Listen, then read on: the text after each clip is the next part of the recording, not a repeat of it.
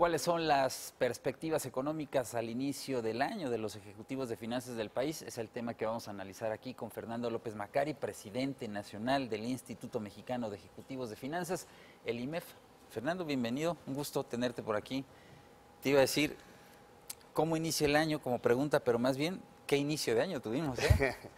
Sí, Víctor, muy contento de estar aquí de nuevo contigo. Muchas gracias por recibirme. Un año que inicia con muchas premisas, principalmente en el ambiente de los riesgos geopolíticos, actualmente con el cierre del gobierno de los Estados Unidos, la guerra comercial Estados Unidos-China, que sigue metiendo presiones importantes sobre los mercados.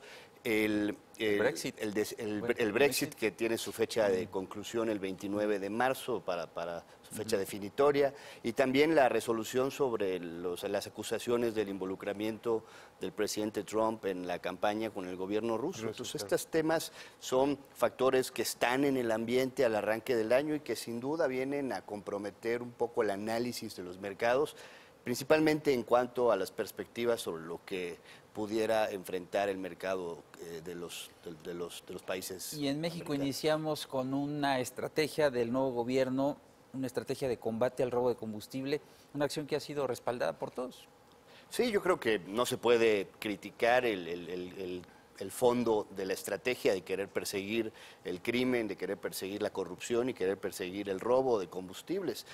Lo que es importante es que la población esté informada sobre los efectos que pudiera tener este combate, el tiempo que pudiera durar la solución, y de esta forma permitiría no solamente a los ciudadanos, sino también a los productores, industriales, prestadores de servicios, etcétera, ajustar sus actividades, Víctor, para poder seguir prestando sus servicios y productos y no tener que enfrentar pérdidas y costos adicionales. Esta estrategia no está entonces exenta de costos, como dices, sobre todo lo vamos a ver en la actividad económica, ¿no? Sí, seguramente lo vamos a ver reflejado en la actividad económica, en la medida de que el tiempo que se prolongue en resolver este problema y la actividad económica que existe en el primer trimestre del año en las zonas en donde específicamente está este problema del desabasto de combustibles, podremos cuantificar cuál va a ser el impacto de estos efectos del desabasto.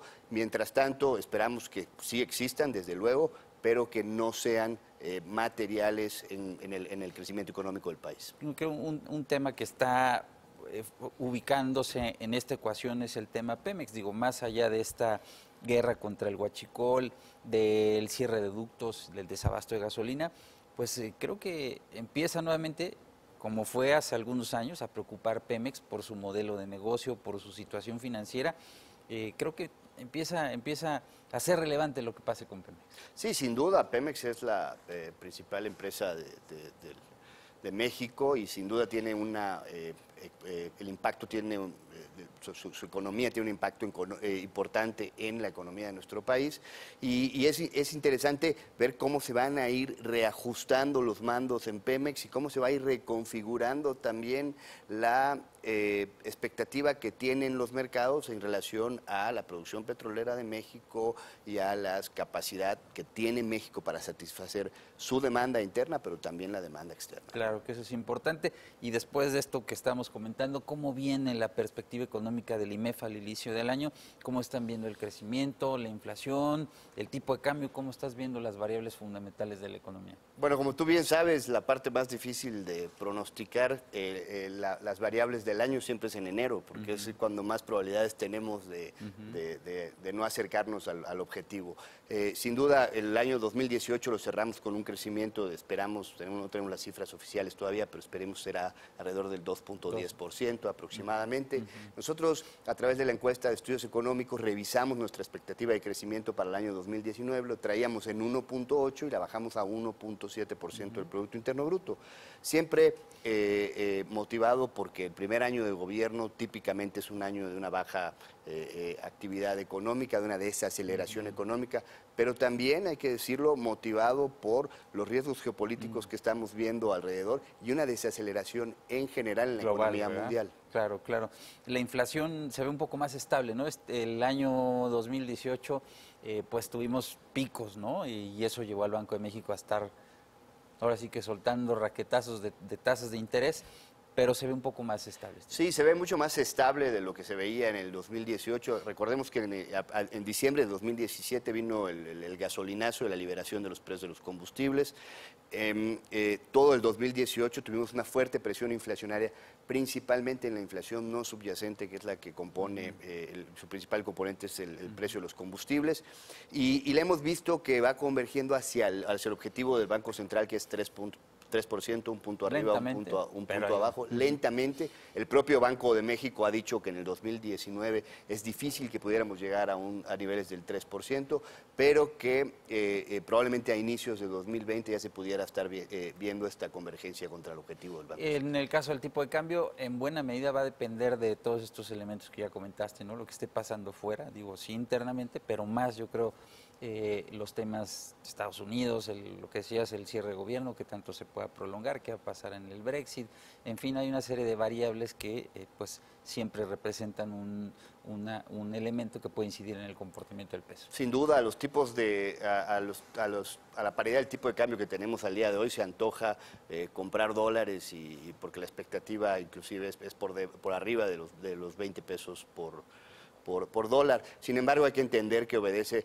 al cierre del gobierno de los Estados Unidos y a esta guerra comercial entre Estados Unidos y China, que le ha pegado de manera importante las perspectivas de crecimiento de ese país en específico, y que le pudiera pegar también al reporte de las empresas que cotizan en bolsa, porque se encarecen sus materias primas y esto disminuye sus utilidades.